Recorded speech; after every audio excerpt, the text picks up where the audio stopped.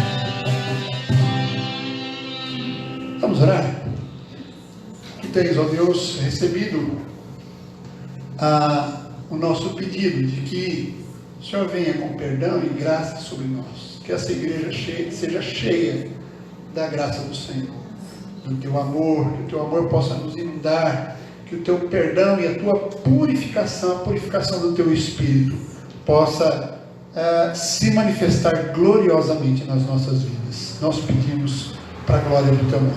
Amém. Aquele que sonda o meu interior, nós vamos dizer isso, né? Me conhece por dentro, tudo aquilo que eu sou, a Ele seja toda a glória, todo o louvor.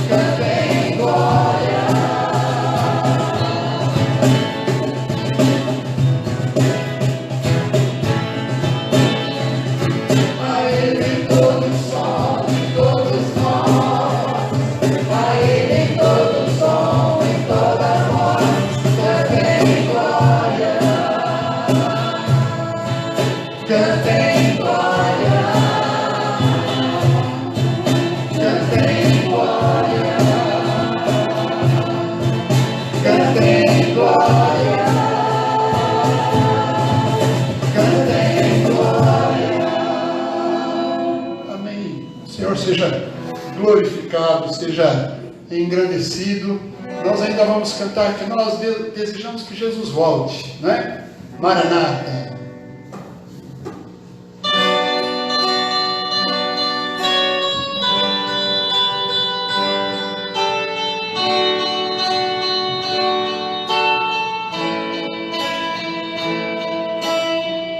Diga para o Senhor com seu coração que Ele é o seu tudo, Ele é a tua luz.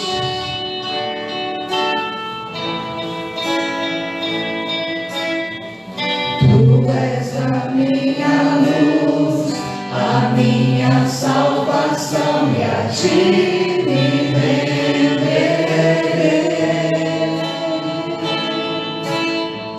Se ao meu lado estás, seguro em tuas mãos, eu nada temerei.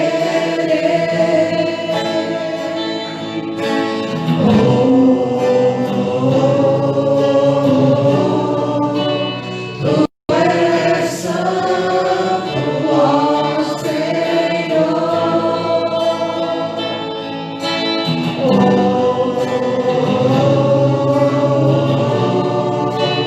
Tu és digno de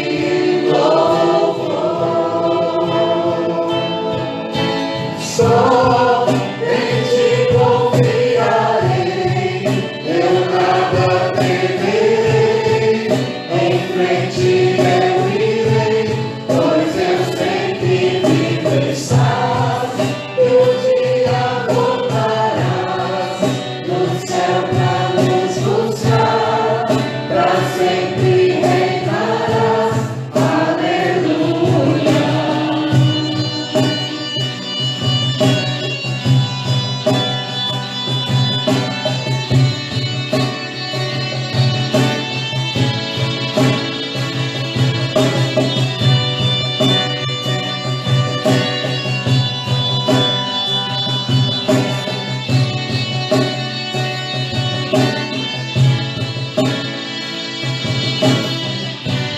és a minha luz, a minha salvação, e a ti me renderei.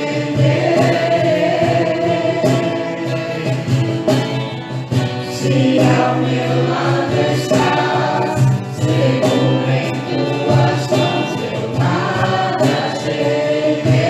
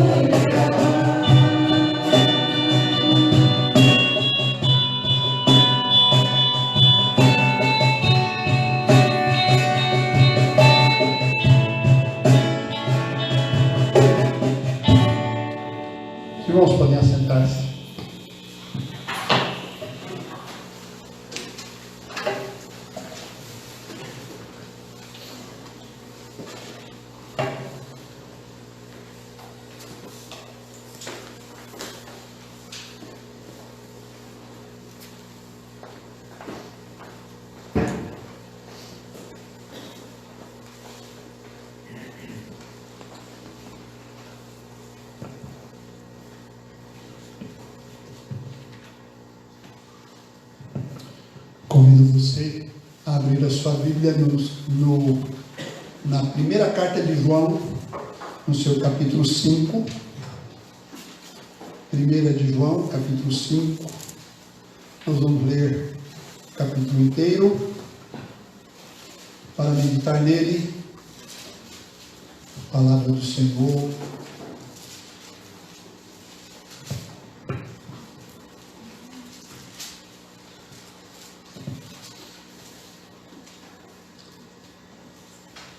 Primeira de João, capítulo 5, diz assim a palavra do Senhor.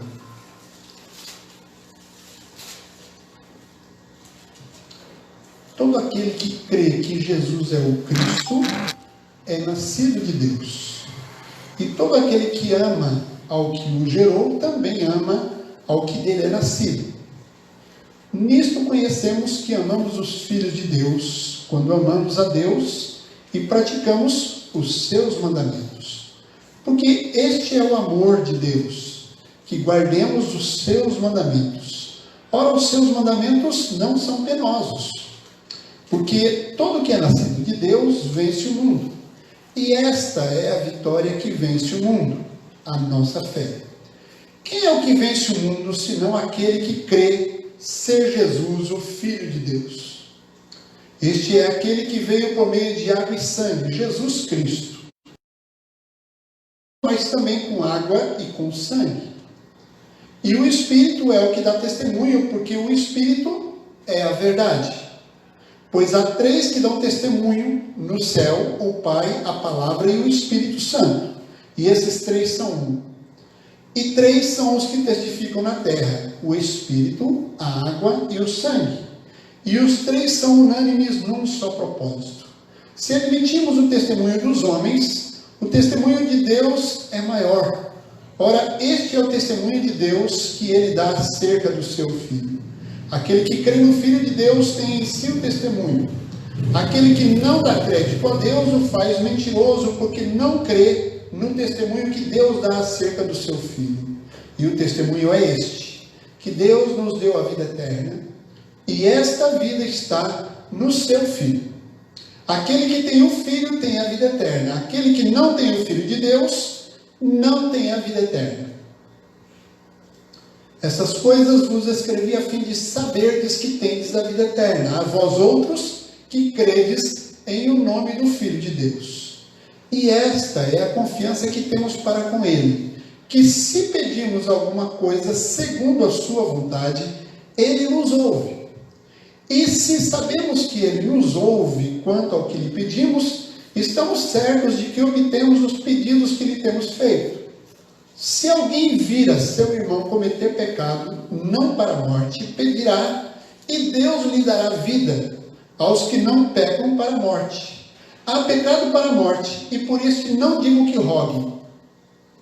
Toda injustiça é pecado, e há pecado não para a morte. Sabemos que todo aquele que é nascido de Deus não vive em pecado.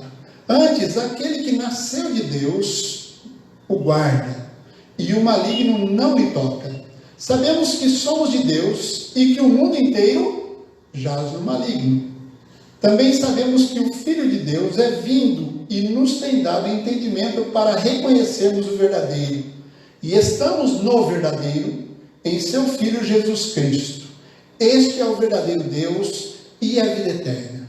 Filhinhos, guardai-vos dos ídolos. Nós vamos orar pedindo que Deus nos abençoe neste momento de ministração da palavra. Nós não precisamos de revelação, nós precisamos de iluminação. Porque a revelação já está dada, está em nossas mãos, nós acabamos de lê-la. Agora nós precisamos que o Espírito nos ilumine a mente e o coração para que nós possamos desfrutar daquilo que Deus tem para nos falar nessa noite, nesse texto. Vamos orar? Deus amado, obrigado por mais uma vez nos reunirmos como povo do Senhor. Tanto os que estão aqui no templo, quanto os que estão recebendo o sinal pela internet. Obrigado, Senhor, por esta noite e por aquilo que o Senhor tem preparado para nós. E aquilo que o Teu Espírito quer fazer nas nossas vidas, mudando o nosso entendimento e mudando também o nosso sentimento e a nossa vontade. Pedimos-te em nome de Jesus. Amém. Amém. Nós vamos conversar, queridos, algumas coisas importantes nesse texto. Nós já vimos conversando desde o dia 17 de julho sobre essa carta. Nós começamos no capítulo 1, não é? E hoje nós vamos ver algumas coisas que são importantes e que nós sabemos porque Deus tem nos dado a conhecer. Neste capítulo há algumas coisas importantíssimas, coisas significativas que nós sabemos pelo que temos recebido da palavra do Senhor. João escreve, meus queridos, esta carta com um objetivo claro, especialmente aí de acordo com o versículo 13. Você pode dar uma olhada no seu versículo 13 aí, onde João deixa muito claro que o objetivo dele é levar os crentes, aqueles que já nasceram, que eles têm a vida eterna. Se você é um crente em Jesus, Jesus é o Senhor da sua vida, você já nasceu de novo, e Deus quer que você saiba, que você viva como uma pessoa que já sabe que tem a vida eterna. Nas palavras do reverendo Hernandes, quando nós sabemos alguma coisa, nós desfrutamos dela. Se nós não sabemos, nós não desfrutamos. Então é muito importante que você saiba que você tem a vida eterna. Nesse propósito, João confronta e derruba o ensino dos falsos mestres que estavam trazendo dúvidas aos corações dos crentes. Falsos ensinos que diziam, de um lado, que Jesus não era Deus. E João então confronta, e ele até começa falando sobre o verbo da vida, do mesmo jeito que ele começa o Evangelho. Não é? E aí com o objetivo, nesse começo, ele aponta para Jesus como homem, porque também havia um outro ensino questionando que o Cristo apenas veio sobre Jesus,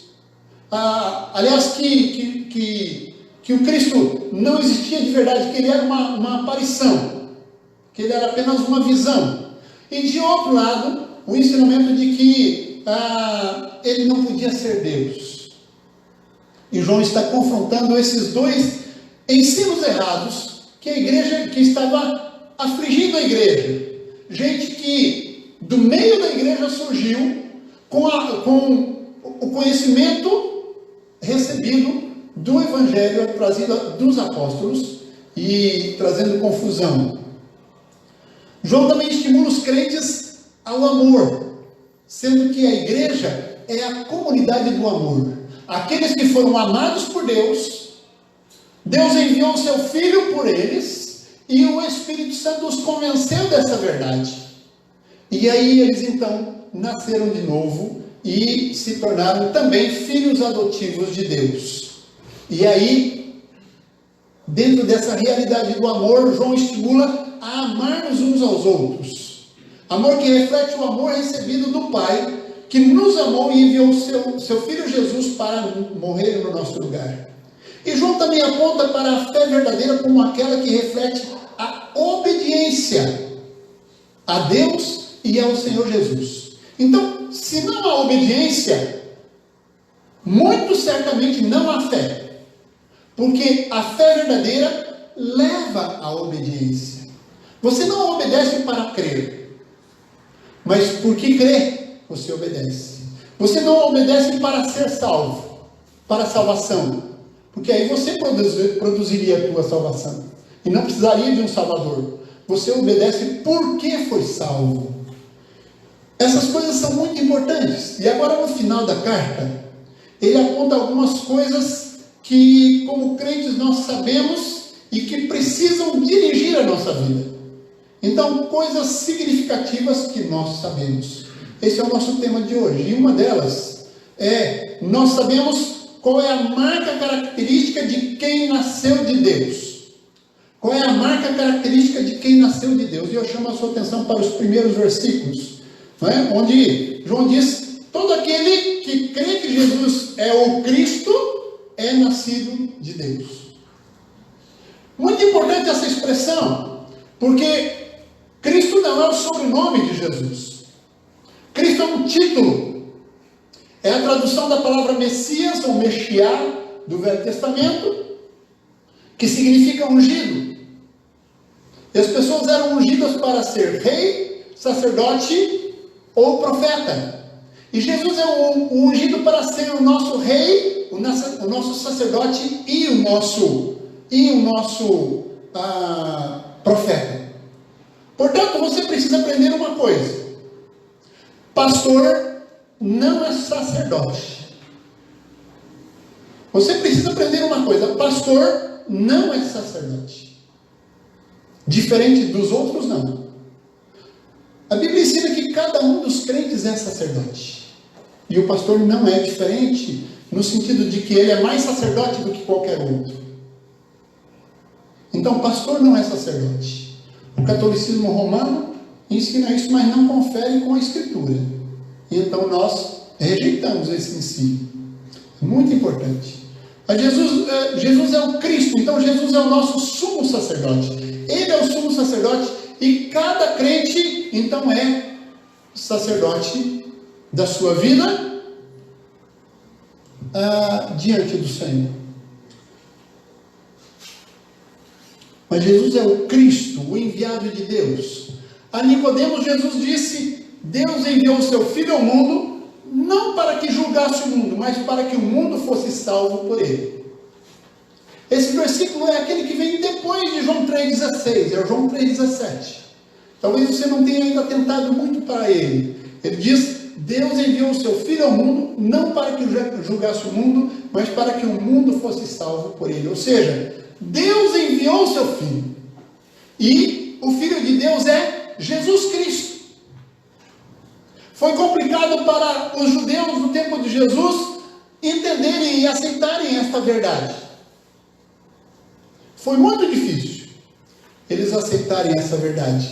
Na verdade, eles só vieram a aceitar isso depois que o Espírito Santo desceu, e à medida que o Espírito Santo ia trabalhando nos corações, eles iam então se dobrando a esta verdade. Em Atos capítulo 2, cerca de 3.000, um pouco mais na frente, cerca de 5.000.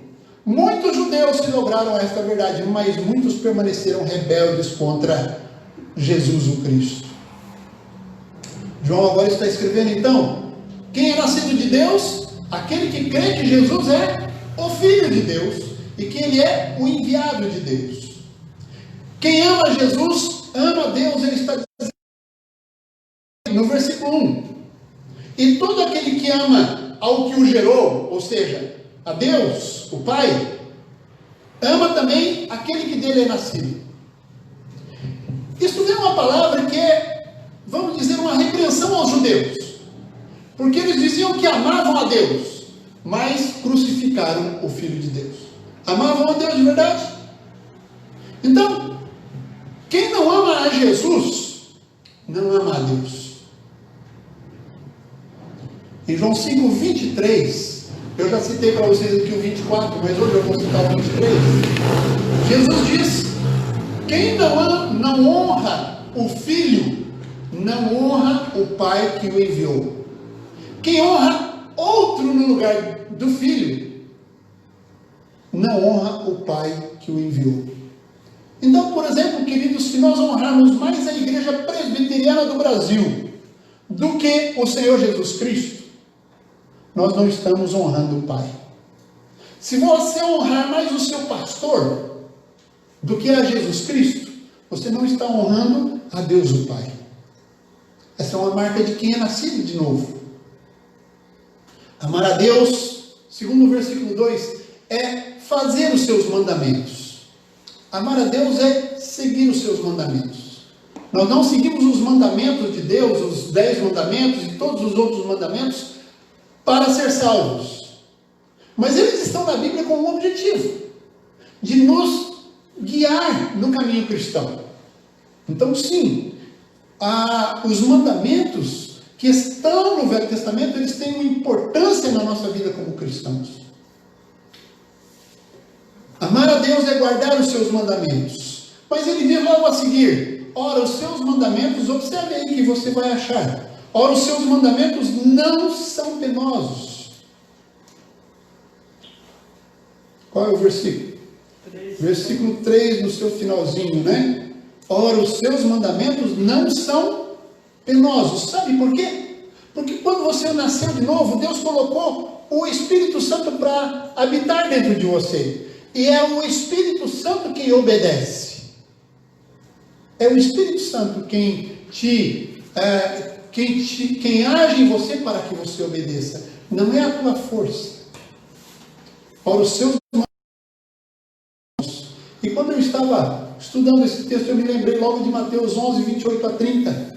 Convite de Jesus: vinde a mim, todos que estáis cansados e sobrecarregados, e eu vos aliviarei.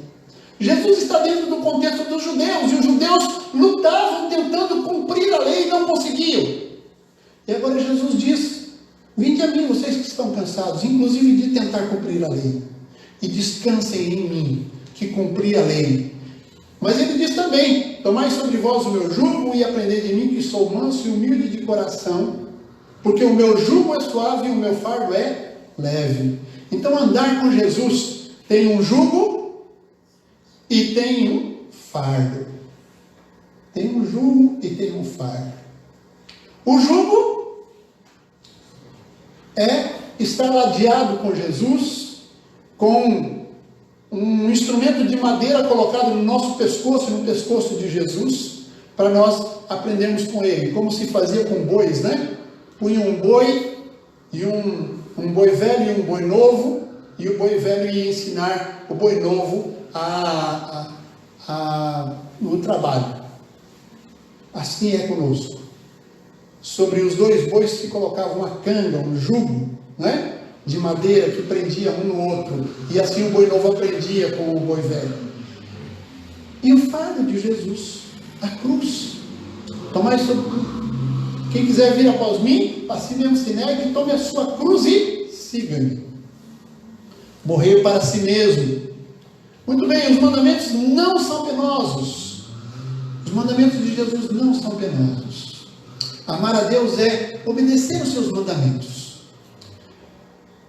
E João então começa a falar sobre vencer o mundo. Porque todo que é nascido de Deus vence o mundo. E a vitória que vence o mundo é a nossa fé. E ele termina no verso 5. Quem é o que vence o mundo, senão aquele que crê ser Jesus o Filho de Deus? Vencer o mundo aqui é vencer o pecado. Vencer as tentativas de Satanás de nos desmotivar na vida cristã, de colocar tropeço na nossa caminhada com Deus. E que tropeço maior do que pecado? A gente cai em pecado e perde todo o ânimo para a vida com Deus. Perde o ânimo de orar, perde o ânimo de ler a palavra, perde o ânimo de estar em comunhão com os irmãos, perde o ânimo de trabalhar para o Senhor, perde o ânimo. Davi chega a dizer que envelheceram os meus ossos, eu me tornei um velho novo, que é novo por fora e velho por dentro. Secaram os meus ossos. Restitui-me a alegria da tua salvação. Perde a alegria, perde tudo. O verso 18, eu chamo a sua atenção porque ele diz o seguinte. Ele diz: sabemos que todo aquele que é nascido de Deus não vive em pecado. Antes, aquele que nasceu de Deus o guarda e o maligno não lhe toca. Não vive em pecado. O pecado não se torna algo corriqueiro, natural na sua vida. Ele não acha vantagem no pecado. É isso que ele está dizendo. Porque ama a Deus e quer obedecer a Deus e quer andar no caminho de Deus. Porque ele é nascido de novo. Então, uma das coisas que nós sabemos é qual a marca característica de quem nasceu de novo. Aquele que crê em Jesus e aquele que crê que Jesus é o Filho de Deus, o enviado de Deus, e aquele que vence o pecado, aquele que obedece a Deus, que anda numa vida de obediência a Deus. Sabemos também qual é o testemunho de Deus acerca de Jesus, o seu Filho. Do versículo 7 em diante, João começa a falar sobre isto. E ele diz no versículo 7, 3 são os que dão testemunho no céu: o Pai, a Palavra e o Espírito Santo. Você não acha na Bíblia a palavra Trindade. É uma palavra que a igreja, no caminhar dos séculos, a igreja estudando a Bíblia, ela chegou à conclusão, e é uma palavra que ela entendeu ser boa para qualificar esse Deus que é um ser, mas 3 pessoas. 3 pessoas no mesmo ser. Então, 3 aqui, João nos fala isso. Há 3 que dão testemunho no céu: o Pai, a Palavra, que é Jesus, o Verbo, e o Espírito Santo. Em outros lugares da Bíblia nós encontramos também os 3, né? Desde Gênesis até Apocalipse nós encontramos referências às 3 pessoas da Trindade. Por isso a igreja cunhou essa expressão Trindade para falar de Deus.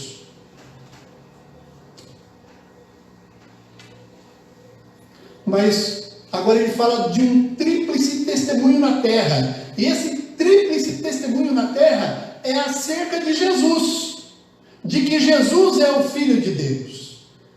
Esse tríplice testemunho na terra, essa é uma parte muito difícil da carta de João. Tem muita dificuldade dos teólogos entenderem isso aqui. O reverendo Hernandes Dias Lopes apresentou uma instrução que eu achei muito boa, e eu creio que é este o caminho. Quando ele diz assim: e 3 os que testemunham na terra: o Espírito, a água e o sangue. O Espírito é o Espírito Santo, tranquilo. O sangue de Jesus vertido na cruz. Mas e a água? Parece-nos, acompanhando o reverendo Hernandes, que a água aqui refere-se ao batismo de Jesus. Quando Jesus foi batizado, ele então iniciou o seu ministério a partir dali, curando pessoas, fazendo sinais e ensinando o reino de Deus, chamando discípulos, e ao fim de tudo ele morreu na cruz no meu e no seu lugar. Então, quando Jesus foi batizado, ouviu-se uma voz do céu. O que ela dizia? Este é o meu filho amado, em quem me comprazo. A ele ouviu. Testemunho do Pai, dizendo: este é o meu filho amado. Mas aí João fala aí o sangue. Na cruz, Jesus verteu o seu sangue. Mas foi também na cruz em que Jesus falou: Deus meu, por que me desamparaste? Você acha que os sofrimentos do corpo foram os piores que Jesus experimentou? Você acha que os cravos na cabeça foram os piores? Você acha que os pregos nas mãos foram os piores? Você acha que as chicotadas nas costas foram os piores? Não foi. A pior coisa para Jesus foi: Deus meu, por que me desamparaste? Na cruz o Pai virou o rosto para Jesus, porque ele estava cheio de pecados, do meu pecado, do seu pecado. Foi o pior sofrimento de Jesus. A vergonha e, sobretudo, o pavor da separação do Pai.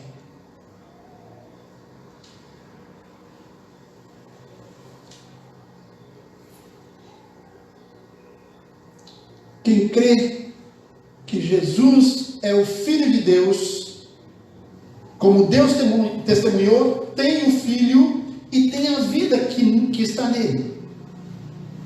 Então João agora, nos versículos 11 em diante, a partir do 9, ele diz: se admitimos o testemunho dos homens, o testemunho de Deus é maior.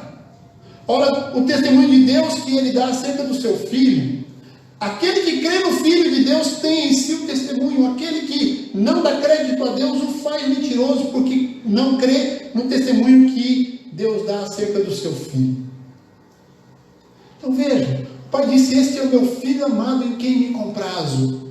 E mais, Deus diz: e a vida está nele. Verso 11: o testemunho é este, que Deus nos deu a vida eterna, e esta vida eterna está no seu Filho. Aquele que tem o Filho, tem a vida eterna. Mas aquele que não tem o Filho de Deus, não tem a vida eterna. Se Jesus não é o teu Senhor e Salvador, o único Senhor e Salvador da sua vida, você não tem a vida eterna.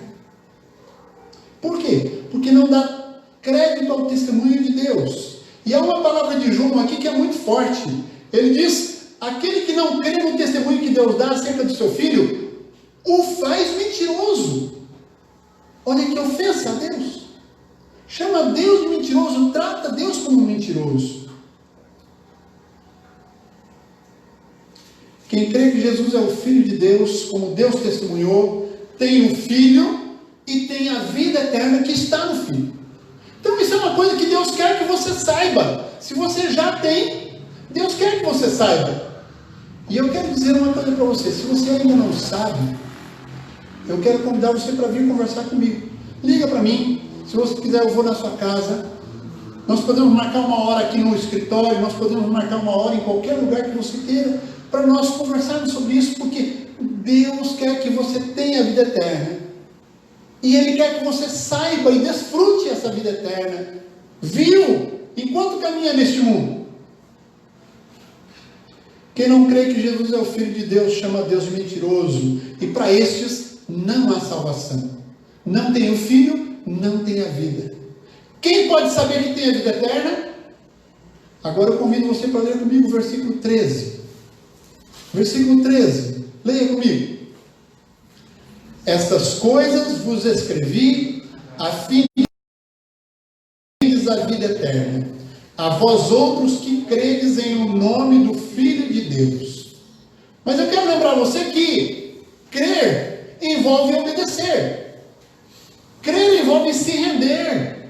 Crer envolve também reconhecer junto com Deus que você é pecador, que há pecado na sua vida e que você precisa do Salvador. Nós precisamos de um Salvador, meus queridos, porque nós somos pecadores e o pecado nos separa de Deus. Nós nascemos separados de Deus. E é só quando nós curvamos a esse Senhor Jesus, quando nós nos rendemos a Ele, quando nós pedimos que Deus aplique a sua salvação à nossa vida, é que nós saímos dessa situação de perdição para a vida. Então nós sabemos, o que nós sabemos? Sabemos qual é a marca característica do Filho de Deus, de quem já nasceu de Deus. Sabemos qual é o testemunho que Deus deu acerca de Jesus, o seu Filho. E agora, nós sabemos também que a intercessão é um fruto abençoador de estar em Cristo. Você está em Cristo? Você está em Cristo? Então você, além de ter a vida eterna, você tem uma outra coisa que é maravilhosa. É o poder de interceder. É o poder de orar. E João começa agora a dizer, a partir do versículo 14, e esta é a confiança que temos para com Ele, que se pedirmos alguma coisa segundo a sua vontade, Ele nos ouve. Você percebeu uma coisa aí? Que não é de acordo com a tua vontade? Você pode pedir o que você quiser, mas o que você pede precisa estar de acordo com o Pai. Imagina uma cena, uma criança, a mãe está cozinhando, e a sua criança, a sua filhinha de 2 anos, que ela ama muito, ela ama de paixão, e a sua filhinha olha para ela assim com aquele olhinho de pedido, de quem está quase pedindo a mamadeira, né? De quem está quase pedindo o peito e fala, mamãe, estou vendo que essa faca corta muito bem, está muito afiada, né? Tá, filhinha. Mamãe, a senhora dá para mim, para eu brincar aqui na minha mesinha, cortar os meus legumezinhos? O que você acha que a mãe vai falar? Não, querida, não posso. Brinca com a sua faquinha de brinquedo, que não corta, que não vai machucar. Porque ela corre o risco de a filha cortar até o braço, né? Cortar a mão fora. Embora ela não tenha força para isso, mas pode fazer um estrago muito grande. às vezes nós pedimos coisas que não estão de acordo com a nossa salvação. Sabe? Deus conduz todas as coisas para o nosso bem no que diz respeito à nossa salvação. A coisa com a qual Deus mais se importa é a nossa salvação. E Ele quer nos manter salvos. E Ele vai nos manter salvos. Por isso, muitas vezes, Ele vai dizer não. Mas o texto continua, né? Eu só quero ainda trabalhar um pouquinho aqui, nesse verso 14, segundo a sua vontade. Deus sempre sabe dar boas dádivas aos seus filhos, como está em Lucas capítulo 11, verso 13. Aliás, coisa que Jesus falou. Jesus falou que Deus sabe dar coisas boas aos seus filhos. Mas nós muitas vezes pedimos coisas que são nocivas à nossa salvação, e essas Deus não dará. O mais importante alvo das nossas orações, queridos, é a vida espiritual dos nossos irmãos. Me perdoem dizer isto, mas nós vivíamos pedindo coisas para as pessoas da nossa vivência, para que elas sejam abençoadas na vida material. Emprego, melhoria no trabalho, melhores finanças, que a família fique bem de acordo, que a gente cure daquela enfermidade, ou que não venha enfermidade, não é? E outras coisas assim. Mas a coisa mais importante, muitas vezes nós deixamos de orar. A intercessão por pessoas que caíram em pecado. A intercessão por pessoas que estão longe de Jesus. Você prega o evangelho, não funciona, pastor. Eu prego o evangelho, não funciona. Minha família, o senhor sabe como é, né? Profeta não tem honra em sua própria casa. Você não tem orado? Se você não ora, não vai acontecer. João começa a dizer aqui o seguinte. Verso 15. Sabemos que Ele nos ouve quanto ao que lhe pedimos, e estamos certos que obtemos os pedidos que temos feito.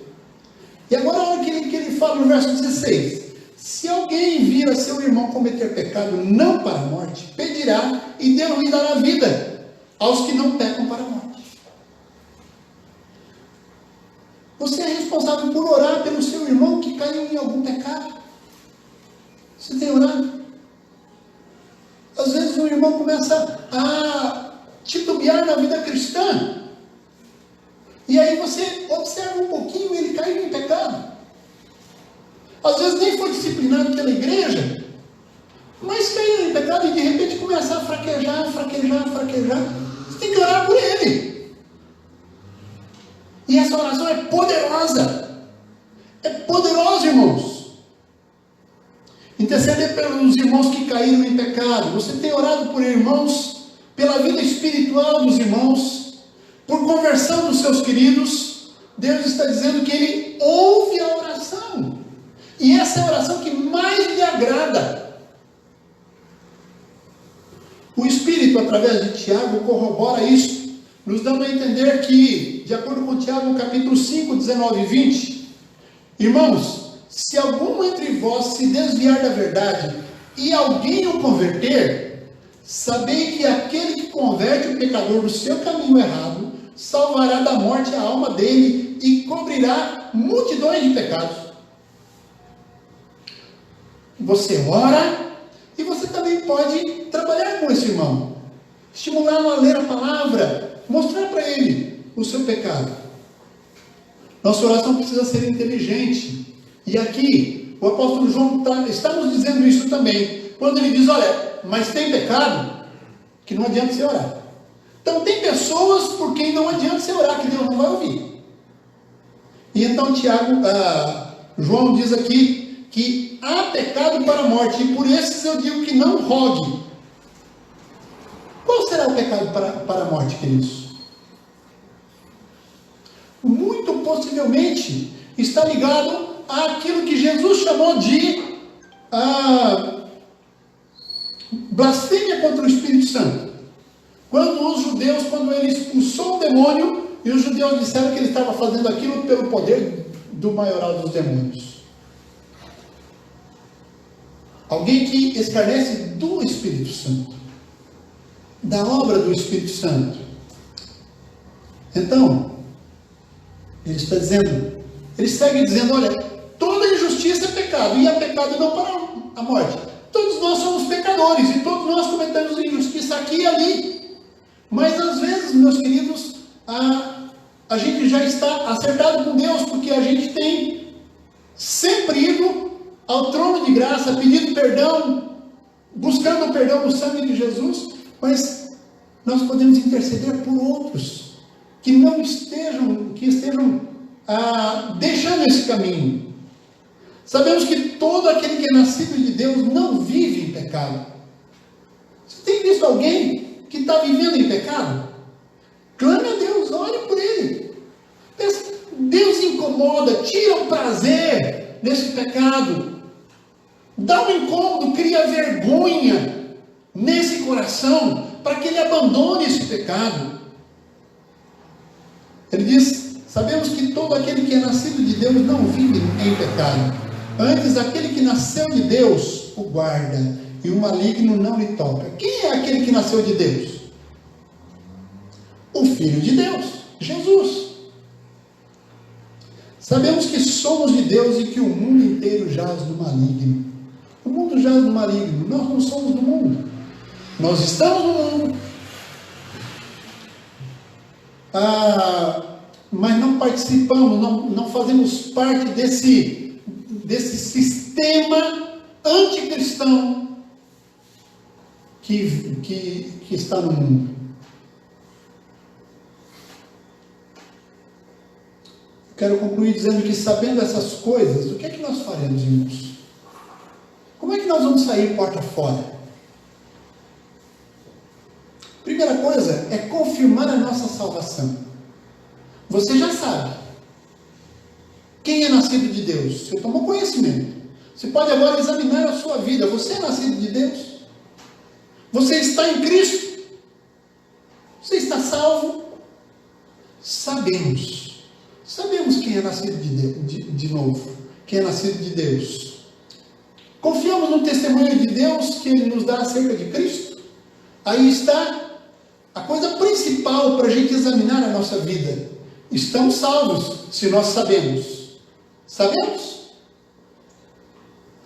que a oração intercessória é um fruto abençoador de estar em Cristo. Sabemos isso?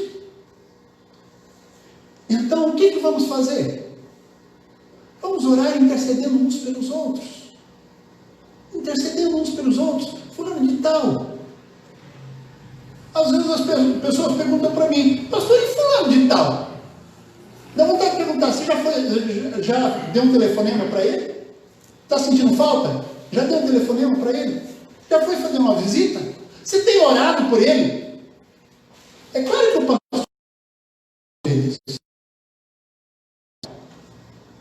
mas nós somos o rebanho. Nós temos que cuidar uns dos outros. Porque se a gente não cuidar um do outro, o lobo come.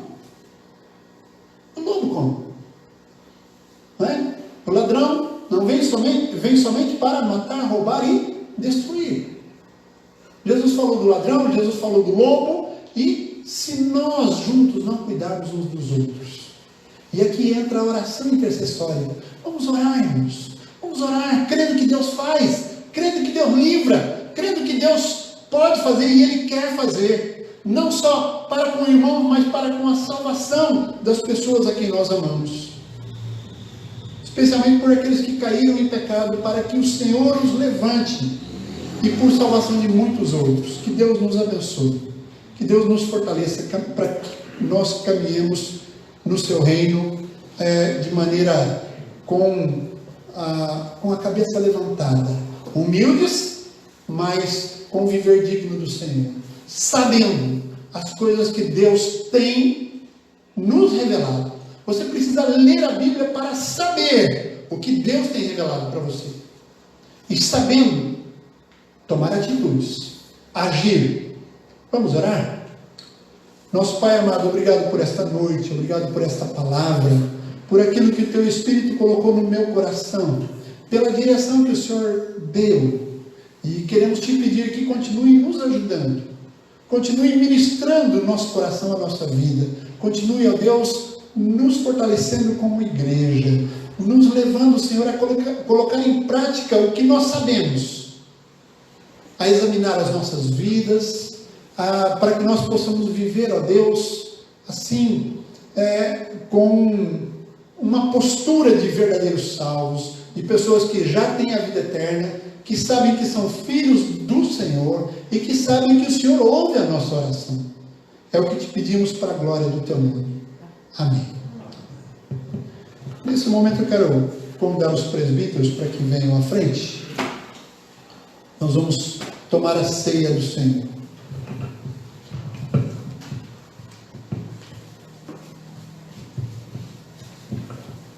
Nós vamos agir assim. O pastor só vai abrir aqui a tampa dos elementos na hora que for entregar para os presbíteros levarem. Mas eu quero lembrar aos irmãos que Jesus tomou, na noite em que foi traído, tomou o pão, o partiu e disse: isto é o meu corpo partido por vós. Comei dele todos, fazei isto em memória de mim. E depois Jesus tomou o cálice, dizendo: esse cálice é a nova aliança do meu sangue. Então, se você está em aliança com Deus, se você toma o cálice, é porque você está em aliança com Deus. Jesus tomou o cálice da ira de Deus, para que você pudesse tomar o cálice da aliança. Nós vamos orar mais uma vez. Você pode ficar assentado. Nós vamos orar mais uma vez, pedindo ao Senhor que consagre esses elementos para o uso nesse instante. Vou pedir a nossa irmã Leci para que fique em pé e faça essa oração com nós. Querido Pai Celestial, nós te louvamos a Deus por esse momento que estamos aqui na tua casa, ouvimos a tua palavra que falou aos nossos corações, e agora neste momento, ó Pai, que vamos, Senhor, participar da ceia do Senhor. Te pedimos que o Senhor abençoe, ó Senhor, esses elementos, ó Pai, e que a nossa vida espiritual possa estar, ó Deus, de inteira satisfação ao Senhor. Obrigado, meu Deus, por esse dia, por essa noite e esse momento aqui na tua casa, em nome de Jesus. Amém.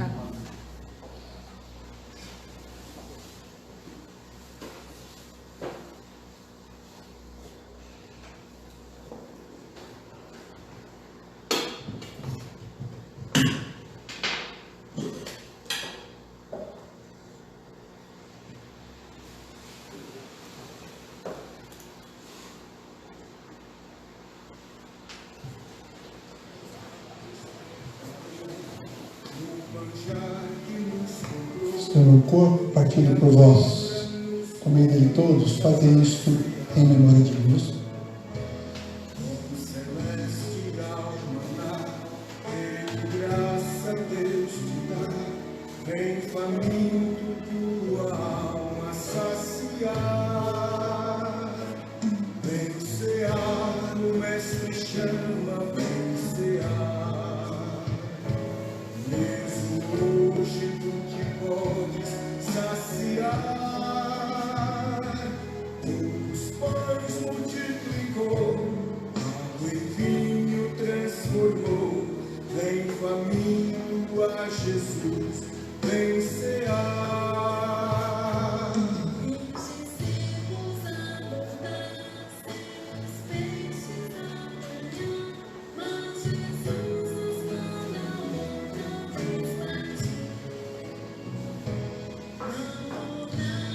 Vamos comer.